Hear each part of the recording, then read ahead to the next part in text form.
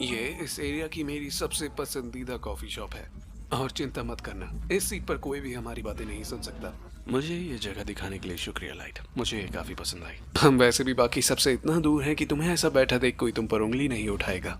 मैं इस तरीके से जानबूझकर नहीं बैठता, मुझे बैठना पड़ता है क्योंकि अगर मैं इस तरीके से ना बैठा तो मेरी सोचने की क्षमता 40% गिर जाएगी। अच्छा वैसे तुम मुझसे क्या बात करना चाहते थे? अरे हाँ, खैर छोड़ो, पहले तो मुझे तुम्हें मनाना पड़ेगा कि मैं कीरा नहीं हूँ, तो क्यों ना पहले कुछ बातें कर ली जाए।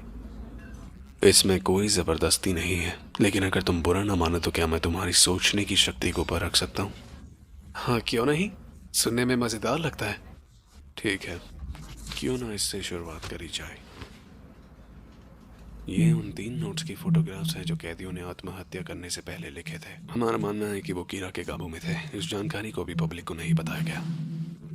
तुम्हें इसमें जितना समय चाहिए लो और मुझे बताओ कि तुम्हें क्या लगता है। काफी दिलचस्प है, मजाक मत करो, ये तो बच्चों का खेल है। इन फोटोग्राफ्स के पीछे प्रिंट नंबर्स तक लिखे हैं। चलो अगर इस बात पर ध्यान ना दूं तब भी एक ही जवाब बनता है। एल, क्या तुम जानते हो मौत के देवताओं को सेब पसंद है? इस जवाब से एल को क्या लगेगा? एक बात साफ है कि अगर मैं कीरा की तरह जवाब देता हूँ तो मुझ पर शक बढ़ जाएगा, लेकिन मेरा इस पहेली को सुलझा पाना मुझे कीरा साबित करने के लिए अकेला काफी नहीं। मुझे ये बात काफी चौंका देने वाली लगती है कि कीरा सिर्फ अपने विक्टिम्स को मार ही नहीं बल्कि उन्हें अपने काबू में भी कर सकता है। शायद इन नोट्स में उसने तुम्हारे लिए कुछ मैसेज छोड़ा हो। मेरे हिसाब से तो ये सिर्फ एक भद्दा मजाक है। अगर इन फोटोग्राफ्स को साइड बाय साइड रखें और इनकी पहली लाइन को पढ़ें तो एक मैसेज नजर आता है। अगर इन्हें ऐसे रखा जाए तो मिलता है, एल, क्या तुम जानते हो मौत के देवताओं को सेब पसंद है? लेकिन इन सबके पीछे काफी साफ साफ में प्रिंट नंबर्स छपे हैं। अगर उनके हिसाब से इन्हें लगाएं तो मिलता है, एल, क्या तुम्हें पता है को सेब पसंद है मौत के देवताओं को?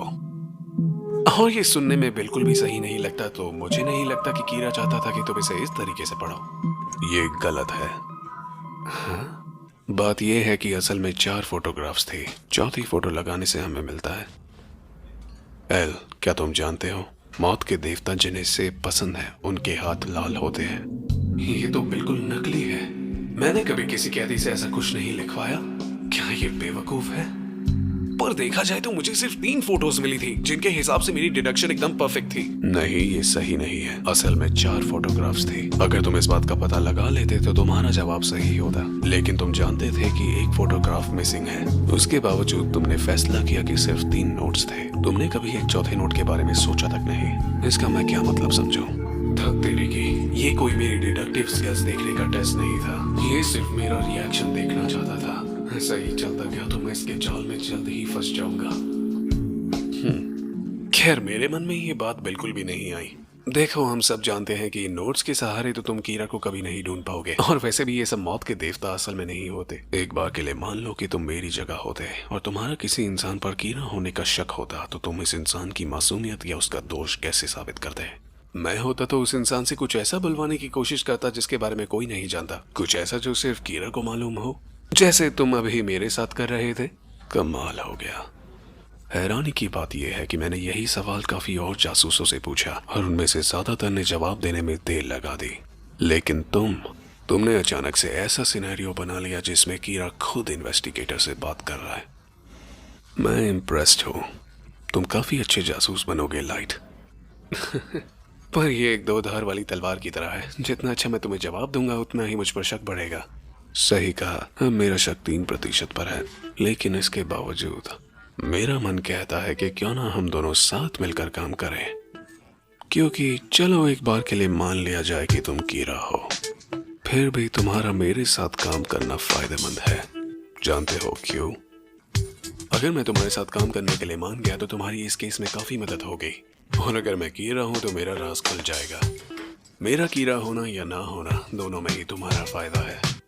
मानना पड़ेगा, काफी चालाक हो, पर तुम्हें शायद कोई गलतफहमी हुई है। माना कि मेरी कीरा केस में काफी दिलचस्पी है और डिटेक्टिव वर्क मेरी हॉबी है, लेकिन मैं जानता हूँ कि मैं कीरा नहीं हूँ और मैं उसके हाथों मरना भी नहीं चाहता। और वैसे भी तुमने मुझे अभी तक एक भी सबूत नहीं दिया कि तुम खुद कीरा नहीं हो। मेरा मतलब, तुम्हें नहीं लगता कि हम दोनों में से सिर्फ एक से ही सवाल जवाब पूछना गलत है? ऐसे तो हम दोनों में से कोई भी अपनी मासूमियत साबित नहीं कर सकता। और अगर तुम सच में एल हो तो तुम्हें मुझे अपनी पहचान साबित करनी होगी। क्यों ना तुम मेरे पापा या फिर टास्क फोर्स हेडक्वार्टर से अपनी जान पहचान साबित करवा दो, फिर मैं तुम्हारी मदद कर सकता हूँ। लेकिन अगर तुमसे इतना भी नहीं हो सकता तो मैं तुम्हारी मदद नहीं कर पाऊंगा। तुम कुछ ज्यादा ही बकबक करते हो लाइट। जानता हूँ कि तुम्हारे जैसे लोगों को हारना पसंद नहीं। मेरा शक अब 7% पर है, कहीं तुम ही तो कीरा नहीं। मुझे याद नहीं कि मैंने तुम्हें टास्क फोर्स हेडक्वार्टर से मेरी जान पहचान पता करने के लिए कब मना किया। मैं फिलहाल तुम्हारे पिता और एमपीए के बाकी सीनियर डिटेक्टिव्स के साथ काम कर रहा हूँ। तो अगर मुझे तुम्हारी बात सही समझ आई और मैं तुम्हें बाकी सीनियर एजेंट्स के साथ टास्क फोर्स हेडक्वार्टर्स में ले जाऊँ तो तुम हमारे साथ काम करने के लिए तैयार हो जाओगे। क्या मैंने सही कहा? क्या ये पागल मरना चाहता है? इसके दिमाग में आखिर चल क्या रहा है? Excuse me. और अब मेरा फोन भी बज पड़ा।